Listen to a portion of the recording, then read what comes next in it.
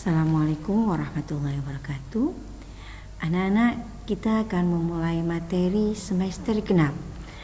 Bu Nurul berharap pada semester ini kalian akan lebih baik, lebih bersemangat, dan tidak mengulang apa yang terjadi di semester ganjil.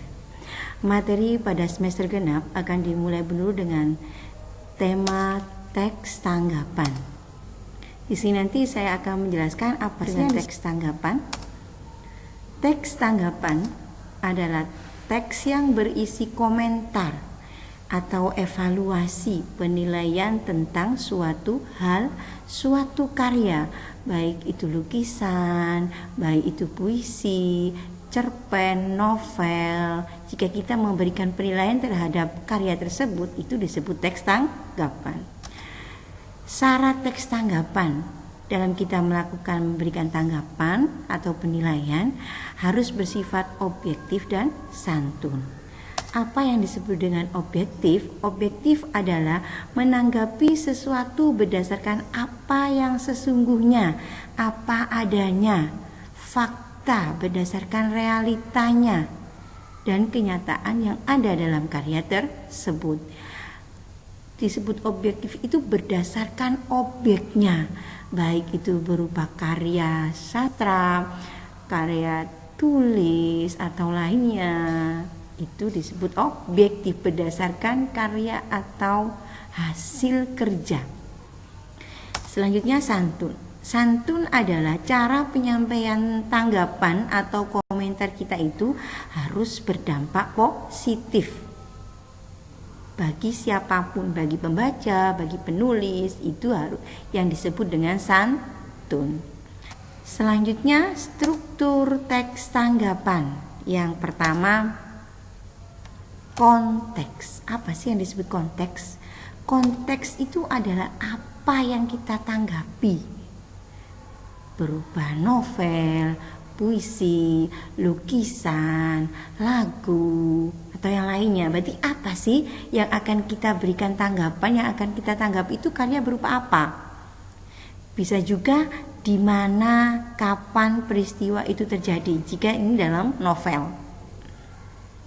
Dalam novel cerpen itu biasanya ada peristiwa apa sih yang akan disampaikan, di mana latarnya, latar waktu apa yang ditonjolkan, seperti itu. Selanjutnya yang kedua adalah deskripsi.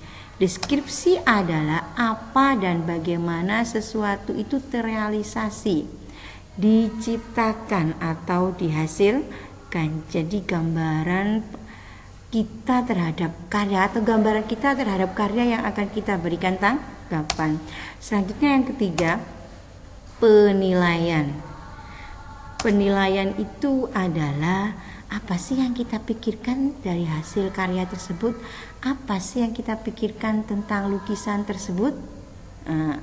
Jadi kita harus berikan penilaian baik itu positif maupun negatif.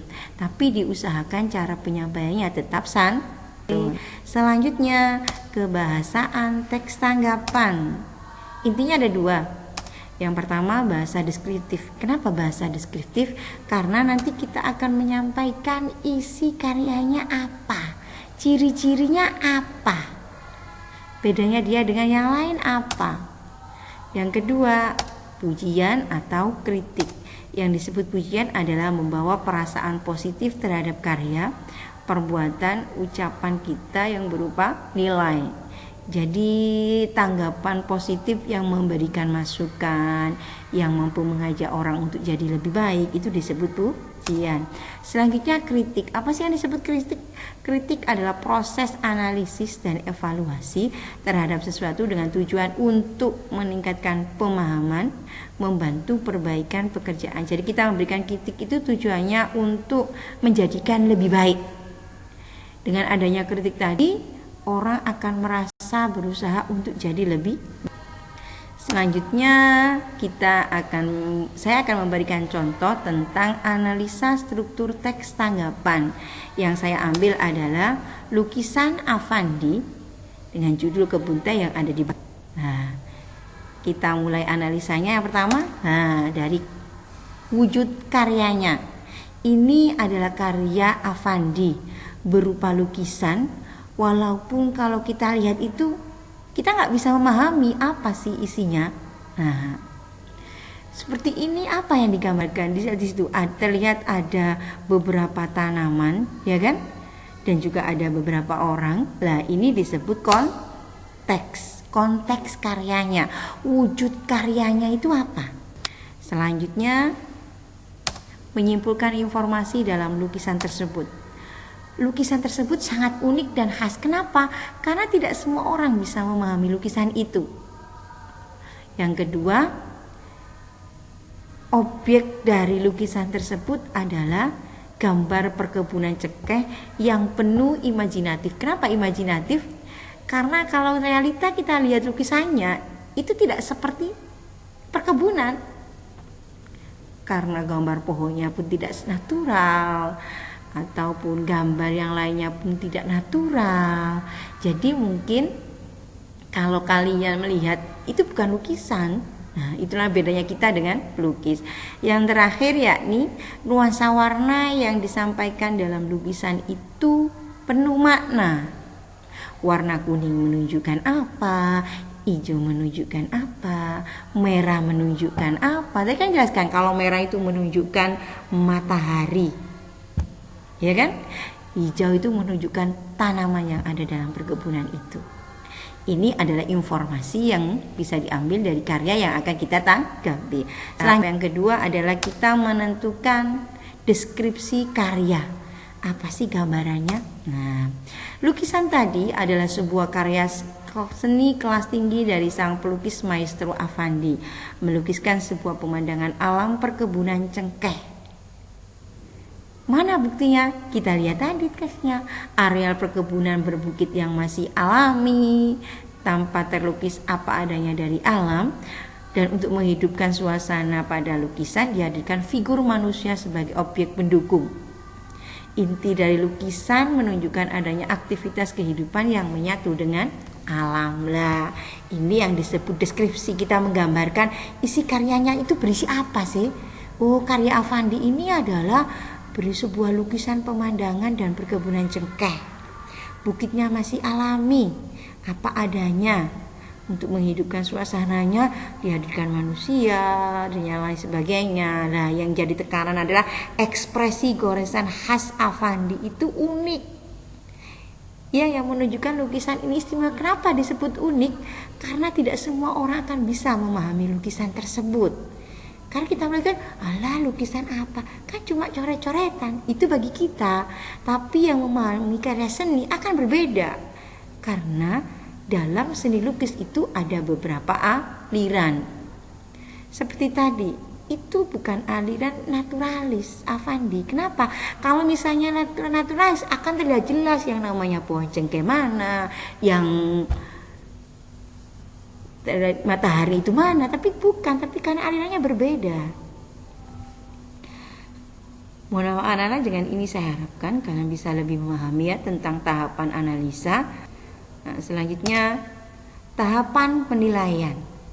Yang disebut penilaian berarti kita memberikan nilai terhadap karya lukisan tadi. Nah, ini coba kita lihat contohnya. Seperti pada kebanyakan lukisan Affandi yang selalu menempatkan matahari sebagai bagian objek utama, berarti ini ciri khas. Tetapi dalam lukisan ini penempatan mataharinya unik. Seolah sang pelukis mengambil perspektif positif di balik matahari, di balik bukit. Tetapi di atas bukit dan menutup bukit. Sama lihat tadi di lukisannya. Sebelah mana Bu mataharinya? Ada bulatan kuning, kemudian ada merah. Itu adalah matahari. Kok seperti itu Bu? Lah, itulah keunikan dari lukisan Affandi. Itu menunjukkan apa? Cara sudut pandang dia dalam berekspresi. Kalau kita berekspresi itu tidak ada batasan. Dimanapun kita mau menempatkan sesuatu, dimana kualitas imajinasinya sebagai pelukis maestro ternama. Itulah bedanya Affandi dengan yang lain. Kita menganggap lukisan Affandi itu lukisan apa? Hanya coret-coret. Tapi sebenarnya di balik itu ada nilai yang sangat besar. Ya kan? Ada keunikan tersendiri dari sebuah karya. Ini tadi belum sudah menjelaskan tahapan analisa teks tanggapan mulai dari konteks, bentuk lukisannya apa, kemudian dari deskripsi gambaran isi karyanya itu apa, dan terakhir tahap penilaian. Yang saya garis bawahi ini adalah menunjukkan penekanan penilaian terhadap karya tersebut. Contohnya aja penilaian ini. Keunikan ini mungkin hanya dimiliki oleh Affandi. Kenapa? Karena ini merupakan sudut pandang dia dalam berekspresi, di mana kualitas imajinasinya sebagai seorang pelukis maestro ternama. Ini penekanan aspek penilaian. Selanjutnya anak-anak, untuk contoh analisa novel atau yang lainnya, ini di buku paket ada. Contoh analisa novel Student Hijau berupa novel ada di buku paket halaman 101 dan 106. Dijelaskan di situ nanti ada analisa novel dari konteks sampai penilaian. Mohon kalian ikuti pembelajaran ini dari awal sampai akhir. Kalau kalian belum paham, silakan pelajari di buku paket, karena ini nanti akan Bu Nurul lanjutkan dengan tugas-tugas lainnya. Hari ini saya hanya akan membantu kalian untuk memahami teks tanggapan. Selebihnya nanti kalian akan Bu Nurul suguhi sajian, kemudian tugas kalian adalah memberikan tanggapan mulai dari konteksnya. Konteks itu berarti isinya apa, kemudian deskripsinya, gambaran kisahnya dari awal sampai akhir, gambaran lukisan itu apa, dan terakhir kita memberikan penilaian.